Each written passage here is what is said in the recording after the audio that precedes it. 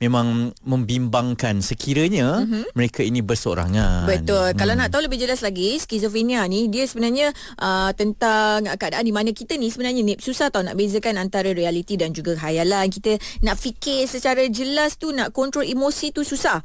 Kalau bipolar pula, kita ada perasaan terlalu happy, terlalu sedih, dan kadang-kadang perasaan tu bercampur-campur dalam satu-satu masa tu. Dan bila kita nak bercakap dengan perkara ini, kami sangat bertuah pada petang ini kerana kita bersama dengan Encik Hafiz Badarudin, mental health survivor, seorang pejuang yang masih lagi sedang berjuang dalam proses untuk mendapatkan semula dirinya berdepan dengan kedua-dua kondisi ni. Encik Hafiz, terima kasih kerana sudi bersama dengan kita. Mungkin sebagai permulaannya, difahamkan daripada tahun 1997 berdepan dengan situasi ni. Macam mana diagnose pada awal-awal tu, Hafiz? Saya merupakan bekas pelajar Maktab Tentera. So selepas habis SPM, saya masuk ke Akademi Tentera Malaysia, sekarang dipanggil sebagai UPNM. So ketika di UPNM, saya macam tak boleh nak sesuaikan diri, walaupun pernah mendapat latihan ketenteraan, pernah dalam keadaan yang stressful, tapi saya tak boleh survive dekat UPNM tu, dekat Atma tu, dan eventually saya mengamuk di padang kawat. Mengamuk tiba-tiba out of the blue. Saya mengamuk sebab atas tekanan yang banyak. Saya mengamuk dan kemudian ibu dan ayah saya bawa saya ke Hospital Bahagia Ulu Kinta. Di situlah kali pertama saya masuk Hospital Bahagia Ulu Kinta tahun tu, dan mula mendapat rawatan sebagai pesakit mental. Terus ke Hospital Bahagia. Sebab masa tu saya di Kem Gua Permai, 23 Melayu dekat Ipoh. So berdekatan kan Ipoh. So terus ke Hospital Bahagia Ulu Kinta. Alright. Apa yang buat Hafiz trigger masa tu tiba-tiba nak mengamuk? Adakah sebab macam stres sangat ke, penat ke, panas ke masa tengah latihan tu? Betul. Benda tu semua sekali yang sebut tu memang ada. Saya rasa stres, saya rasa macam latihan tu buatkan saya macam tak boleh nak cope. Sebab dia intens sangat. Intens. Tapi saya macam pelik juga, macam even doktor pun pelik sebab saya dah ada latihan dekat Maktab Tentera. So masa tu macam kenapa saya boleh stres dekat situ kan. So macam tak masuk akal kat situ. So mungkin masa tu kebetulan saya macam ada beberapa macam mungkin otak saya tak boleh tahan lah ke prolong daripada latihan di Maktab Tentera, sehingga saya berada di sana pun macam tak ada escapism kat situ. Mungkin saya mengamuk di padang kawat. Skizofrenia ni adalah kondisi di mana anda juga sukar berdepan dengan realiti. Mungkin ada sesuatu yang bermain di kepala ya. Mungkin apa sebenarnya yang awak hadapi pada ketika itu? Masa tu saya ada macam satu delusi. Delusi ni adalah distorted perception of reality. Saya macam percayakan yang saya macam berada di neraka kot, bukan macam tu. Macam saya kena torture tu, aku kat neraka ni kot. So delusi tu bermain di minda saya, dan saya ada halusinasi juga masa tu.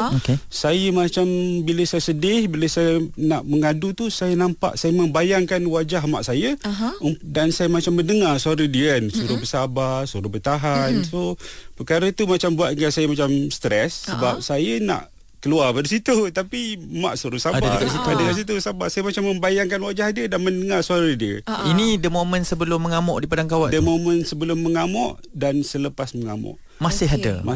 Selepas mengamuk tu, saya macam rasa saya dah mati. Macam saya dah mati dan saya masuk syurga. Dan ketika itu bila saya dibawa ke Hospital Bahagia Ulu Kinta, benda pertama yang saya buat ialah saya minum air daripada tandas. Saya macam dekat nak pipe tandas tu lah. Bukan tak pipe. Dalam mangkuk tandas tu.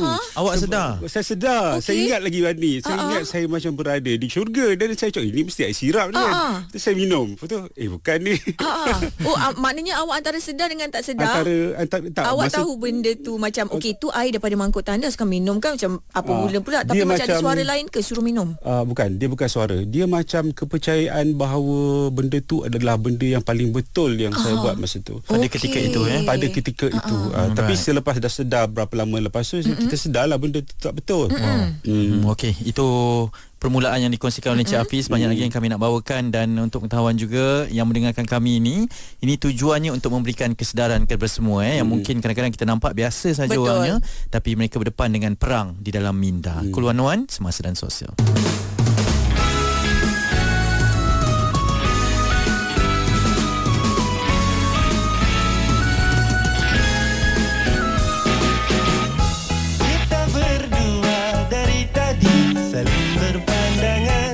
juga 10 hari bulan 10 iaitu 10 Oktober lah ya, disambut juga Hari Kesihatan Mental Sedunia. Jadi sebab itulah kami di Cool 101 ini sentiasa memberikan kepada anda support dan juga sokongan buat mereka yang sedang menghadapi isu-isu kesihatan mental ini, dan juga untuk kesedaran lah kepada semua dalam memberikan sokongan buat mereka yang sedang diduga ini ya. Hari ini kita ada seorang mental health survivor, Hafiz Badarudin, yang mengidap skizofrenia dan juga bipolar. Okey Hafiz, menghadapi dua masalah sekaligus kan, bukan sahaja skizo tapi bipolar juga. Jadi semasa berjuang nak melawan kedua-duanya ni, macam mana Hafiz uruskan masa Hafiz, kehidupan seharian? For sure terganggu. Dia macam bila kita ada isu kesihatan mental ni, yang penting kita kena cari tempat untuk kita meluah. So bila kita ada isu, kita perlukan orang untuk bercakap dan kita ceritakan masalah kita. Dan yang paling penting, kena makan ubat. Ubat kena makan. Saya sendiri dapatkan rawatan dengan hospital. Di samping di hospital, saya dapat rawatan di klinik psikiatri, di community psikiatri dan di Mentari Selayang. Mereka ni support saya dah macam dari segi dapatkan peluang pekerjaan, dapatkan ubat, dan unit community datang ke rumah hampir setiap bulan untuk check up saya kat rumah. Depa bawa farmasis, depa check saya kat rumah makan ubat ke tak. Depa pastikan, depa kira ubat tu, Cik Hafiz makan ubat. Okay, it's good. Dan daripada untuk menguruskan hidup sehari-hari tu, kita kena penuhi masa lapang. Masa lapang dengan kalau tak bekerja tu, pastikan ada benda nak buat. Ada hobi lah. Ada hobi. Hobi tu bantu kita untuk macam cope dengan diri kita kan. Saya bangun seawal 5 pagi setiap hari. 5 pagi untuk buat beberapa amal ibadat, dan saya macam pergi brisk walking. Tu senaman tu banyak membantu. Dan saya ada tolong mak saya masak, sebab saya macam tak bekerja 9 to 5. So saya macam free, fleksibel lah, flexible time. Dan dengan support pun saya free. Dan di samping tu saya buat perniagaan baik pulih komputer dan handphone. So saya buat di rumah je. Saya macam ada supplier, kadang pergi supplier. So benda tu masa sangat lapang lah. Okey, dan setiap rutin yang Hafiz kongsikan ni Masila, kalau perasan adalah kehidupan yang normal lah. Macam kita jugalah, kita ada rutin kehidupan. Tapi dalam masa yang sama, kita tak sangka kan berdepan dengan ujian yang macam ni. Kita tadi dah cerita tentang skizofrenia tu. Lepas tu baru-baru ni juga katanya diagnose dengan bipolar. Macam mana sebenarnya ianya? Adakah ianya berkaitan, ataupun apa sebenarnya kondisi bipolar untuk Hafiz ni? Okey, saya punya diagnosis berubah daripada skizofrenia kepada skizoafektif, dan sekarang saya bipolar mood disorder type 1. Okey, dari segi skizofrenia pula, dia adalah lebih kepada ada delusion dan hallucination. So halusinasi yang biasa orang hadapi adalah dengar suara dan nampak benda, tapi ada juga halusinasi lain, seperti merasakan di atas badan ada serangga merayap ke. Tactile dan ataupun merasakan seperti bau sesuatu yang tak ada tapi dia bau. Okey, contohnya bau busuk tapi tempat tu tak ada apa-apa pun. Ataupun bau wangi. Dan ada juga rasa taste. Dia rasa macam ada nasi goreng dalam mulut dia, tapi tak ada apa-apa. Itu adalah skizofrenia. Kalau skizoafektif pula, dia adalah campuran antara skizofrenia campur dengan bipolar. Dia macam dua tu dia gabung sekali. Dia overlapping. Dia overlapping. Untuk bipolar pula, dia punya simptom tu banyak sebenarnya. Antaranya bila dia tengah manic tu, dia akan bercakap tanpa henti. Non-stop je. Dan bila orang interrupt, dia akan jadi irritable, dia akan marah. Antaranya lagi, dia tak tidur. Dia tak tidur malam. Dia banyak energi walaupun dia kurang tidur, walaupun dia kurang makan. Dia tak rasa dia perlu makan. Tak rasa penat ke? Tak rasa penat. Dia tak rasa penat. Kadang dan antara simptom yang lain macam flight of ideas. Flight of ideas ni datang macam banyak benda dia nak buat. Kalau dia ada masalah keuangan, dia rasa macam nak bisnes macam-macam. Masa itulah dia nak join MLM. Masa itulah dia nak join, cari jalan lah macam mana nak tambah pendapatan. Dia fikir macam-macam. Dan yang lain, antara simptom yang ada macam dia kesan sampai dengan ubat kan. Dia bagi kita macam ada selera makan yang tinggi dan rasa dahaga. Kena hati-hati benda ni. Dan awak hadapi semua ni? Ya, saya hadapi. Wow. Selera makan yang tinggi ni, masa saya on ubat yang Yalah, basically olanzapine lah yang paling famous kan. Saya berat cecah dekat 100. Oh, maknanya awak asyik-asyik rasa lapar je sepanjang masa. Rasa nak mudap je. Ada je beli apa makanan jajan ke Kuda-kudap apa. tu semua Kuda-kudap semua. Kadang dah makan ni. Dah makan nasi, makan lagi mi segera tu. Awak sedar tak benda Saya tu sebenarnya? sedar. Saya rasa benda tu macam sesuatu yang saya perlu buat. Craving tu tinggi. Wow. Kalau tak makan nanti jadi marah ke apa ke? Tak juga. Dia macam just nak memenuhi macam Awak rasa awak kena buat benda keinginan tu. lah. buat juga benda tu. Kena juga. Bila dah harga pula, saya pergi cari air manis. Ini bahaya. Sebab masalah kesihatan pula nanti. Penyebabnya saya dapat kencing manis pada umur 23. Minum air kok, tak berkesudahan Okey, kan. 1997 tu umurnya adalah 18 tahun. 18 tahun, betul. Wow. Selepas SPM masa tu. Wow, seawal itu ya. Seawal Maksudnya itu, diduga dan itulah bila dah panjang macam ni dan sekarang pun masih lagi sedang berjuang. Kita nak tanyakan pula apa impak kepada kehidupan yang pernah berlaku mungkin di titik terendah ataupun yang berlaku terhadap orang sekeliling disebabkan oleh isu-isu kesihatan mental sebegini. Terus dengarkan kami Cool 101 Semasa dan Sosial. Trafik panjang minggu. Hanif dan Marsila, bulan Oktober merupakan bulan untuk kesedaran mental sedunia. Sebab itulah hari ni kita bawakan seorang mental health survivor, Hafiz Badarudin, yang didiagnosis skizofrenia dan juga bipolar. Alright, dan tema untuk kesihatan mental pada tahun ini adalah berkaitan dengan kesihatan mental milik semua. Hentikan stigma. Sangat penting untuk tak ada stigma tu. Hafiz, bila awak bercakap tentang kesihatan mental ni, stigma tu memang akan awak sentiasa hadapi dalam kehidupan, saya percaya. Lebih kurang macam ni lah. Saya beruntung sebab family saya, kawan-kawan saya, sahabat baik saya dan komuniti yang tempat saya duduk tu sangat-sangat memahami. Right. Sangat-sangat memahami. Diorang banyak bantu saya. Terutamanya macam komuniti saya pernah pada sekali tu saya macam lari bawa diri keluar pada rumah dan bawa motor tanpa helmet. Tak tentu hala. Bawa kopiah, pakai kopiah. Okay. Dalam hujan pergi Temeloh daripada Selayang. Jauh. Jauh. Saya tak faham macam Kenapa mana. tiba-tiba Macam ke mana Temelong ni? boleh ke sana? Saya macam itulah diorang kata sebab saya nak makan ikan patin kan. Tapi sebenarnya bukan. Saya macam nak mencari jalan keluar, cuba macam nak cuba nak Ada sesuatu dalam jiwa awak yang awak sedang mencari-cari. Mencari-cari macam tu, macam lost lah macam tu. Tengah malam dah hujan.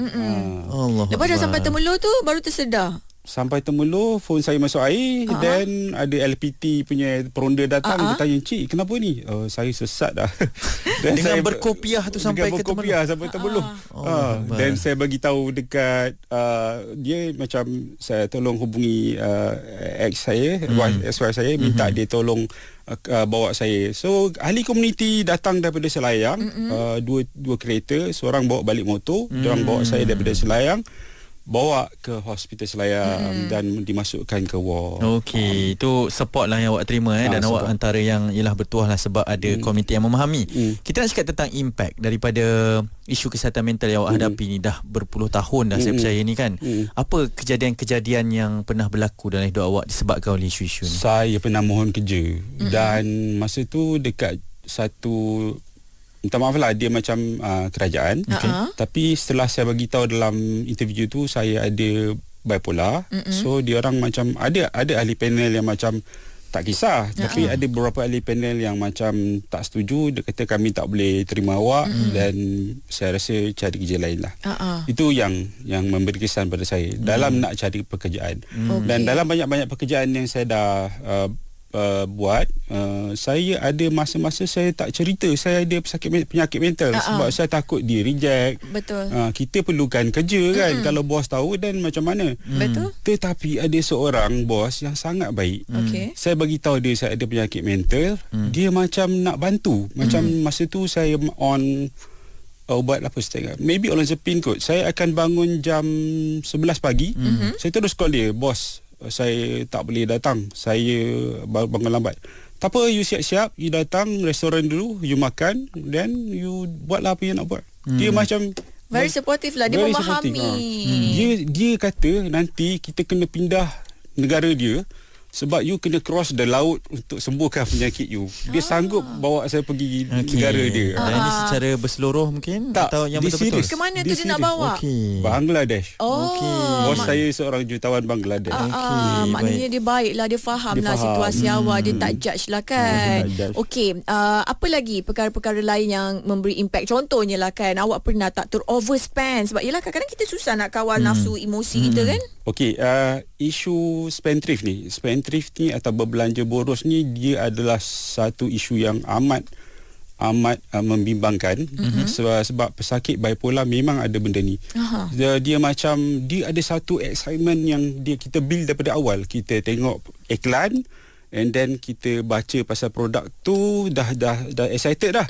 Kita baca dan kita tengok katalog dan kita start buat research, kita compare produk tu dengan produk lain, kita compare harga barang tu dekat mana-mana platform dan finally kita beli. Dan bila beli kita tunggu pula barang tu sampai rumah.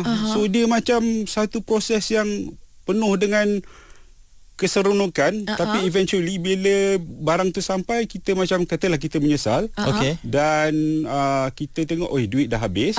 Dan lepas tu kita punya mood turun ke arah fasa depresi. Depress pula lah. Depress Sebab pula. mula-mula Dia- happy lah shopping. Dia terus turun bawah. Okey. Berapa jumlah yang pernah awak spend? Saya ada motor. Saya ada motor skuter kan. Suzuki VR125. Saya tengok adik-beradik saya pakai motor LC135. Okey. Nak up Saya sikit lah. nak up lah. Saya tahu kita study pasal LC ni, apa yang dia boleh buat semua. Dan saya pergi ke kedai motor. Okey, saya mau ini motor, saya bayar cash. Esok saya mau keluar. Macam tu je. Macam tu je saya keluarkan duit. Awak sedar lah. Saya sedar. Masa tu saya sangat dalam kesedaran. Tapi awak memang tak boleh kontrol ni. Macam tak boleh nak. Masa tu Habislah saya saving macam tu. Habis saving Tak, saya. okey, bila berada dalam keadaan tu tak boleh cakap kepada diri sendiri macam jangan, ini hanya boros, ini yang kita tak Bazir. perlu, ini mungkin Yeah. disebabkan mental state kita. Tak boleh lawan macam tu. Masa ketika tu saya tak boleh beza antara keperluan dan kehendak. Tapi sekarang saya dah boleh bezakan. Okey. So saya macam set aside saya punya saving dekat dalam satu akaun, ataupun saya ada macam ASB ke. So saya tinggalkan duit, katalah macam 300 tu macam untuk petrol ke apa kan. So sikit je untuk saya berbelanja lah.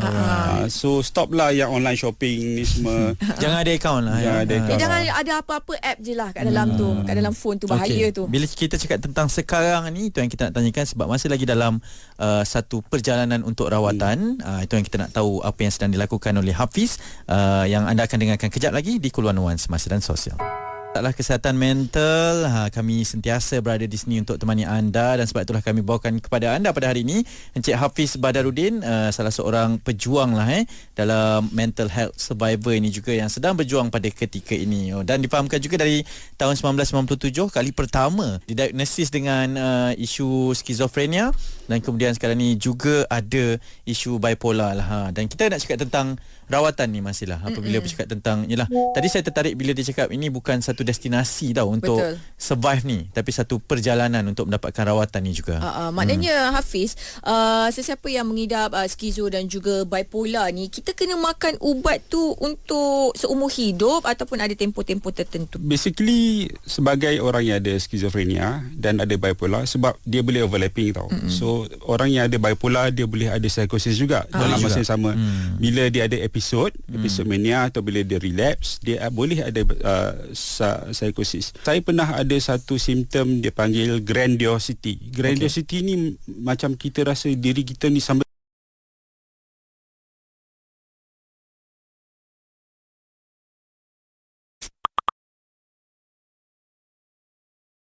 so maybe nak kena dapatkan rawatan lain ke, macam nak kena betul-betul go through dengan rawatan kat hospital, kena masuk ward dan kena betul-betul dapatkan rawatan.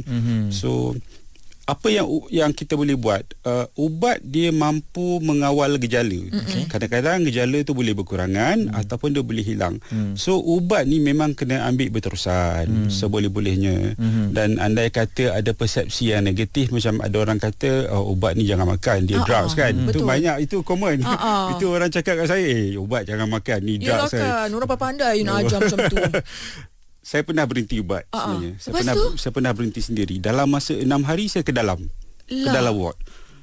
Apa jadi masa awak berhenti makan ubat tu? Datang saya punya psikosis dan mood saya jadi maniak dan saya masa tu tak silap saya mengamuk di markas Pakida di Selayang. Kenapa awak berhenti pada at the first moment Dinasihatkan oleh seorang jiran yang agak, dia kata tak boleh makan ubat ni kan, ubat ni dadah kan, ubat ni rosakkan buah pinggang. Awak pun terfikir-fikir, so awak try stop. Saya try. Walaupun masa tu mak saya merupakan seorang jururawat, bapak saya seorang anggota polis. Kenapa saya nak dengar cakap dia? Tapi diorang tahu tak awak stop makan ubat 6 hari tu? Tahu, saya dah cerita kat diorang.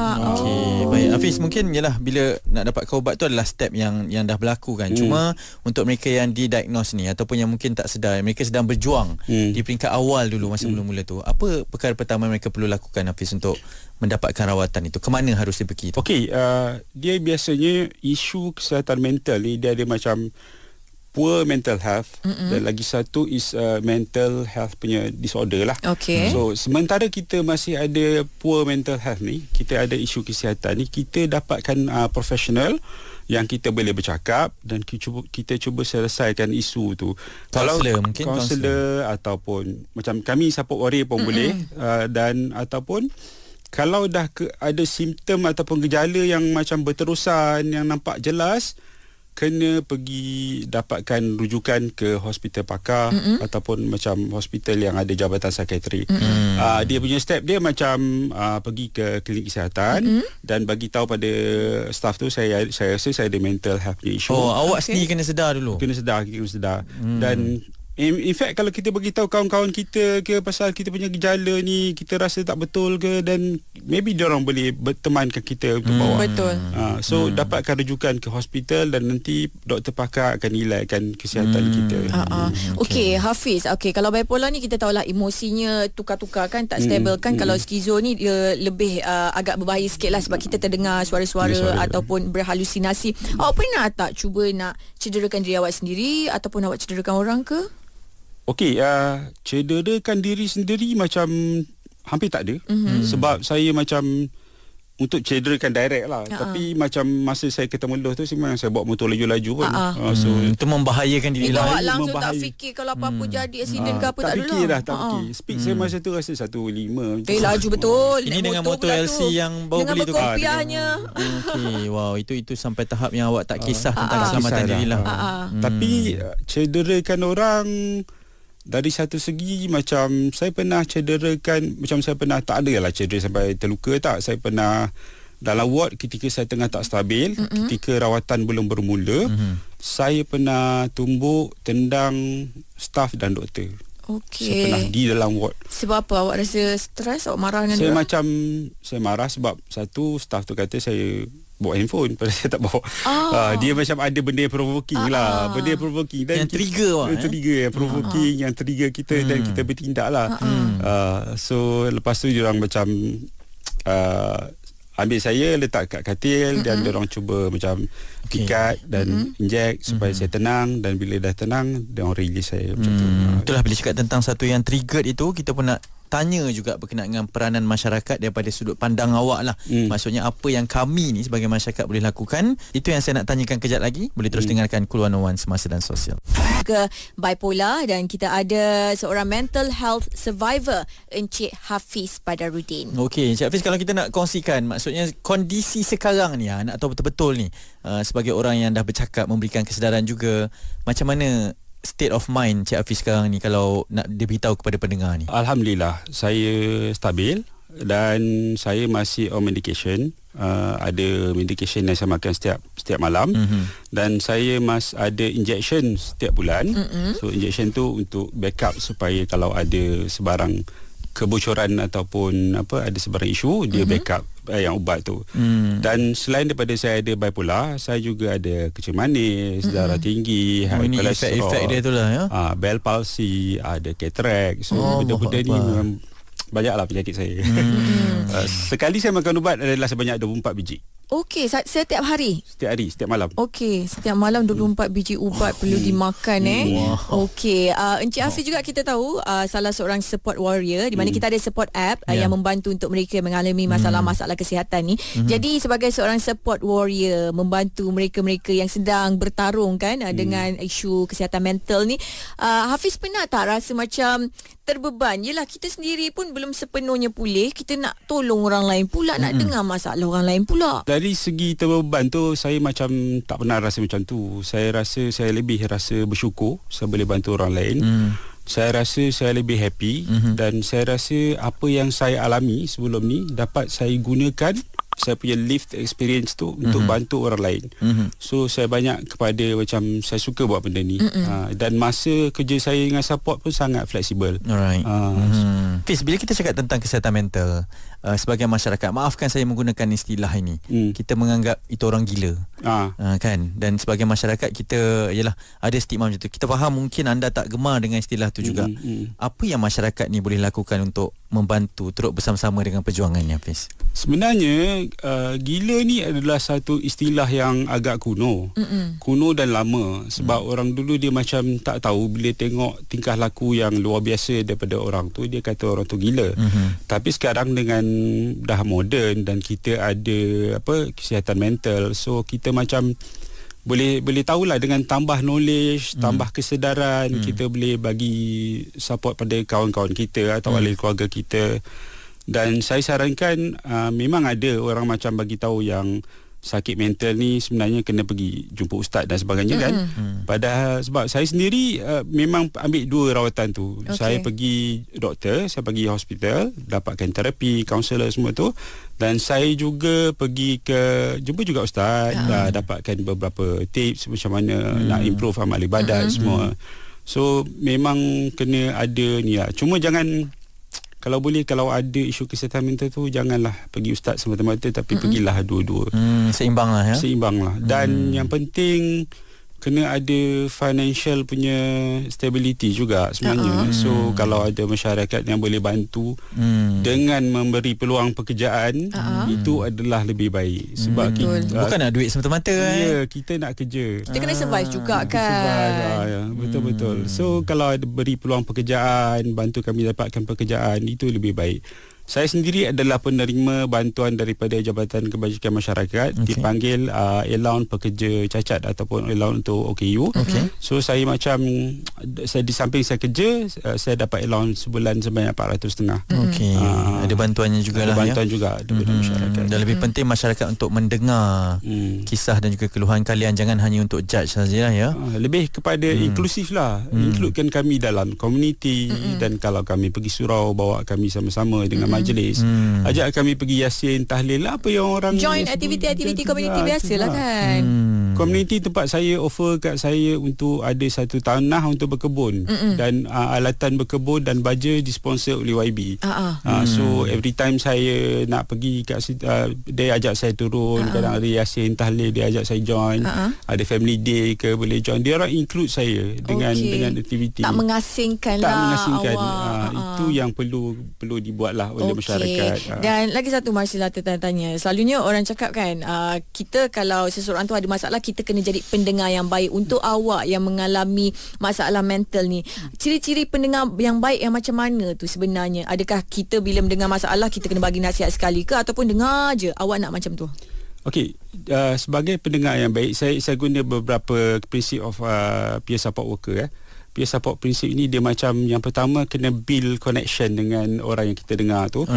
So sebagai seorang pendengar, kita kena ada mutuality and reciprocity kan. Kita dengar, kita build connection, dan most of the time kita kalau nak tolong dia bagi solution, kita cuba macam tanya soalan supaya dia sedar yang masalah dia tu sebenarnya dia tahu penyelesaiannya. Sebab most of the time dia orang macam patient ni ke klien ni, dia tahu apa solution dia. Cuma dia nakkan affirmation je, macam mana nak buat benda tu.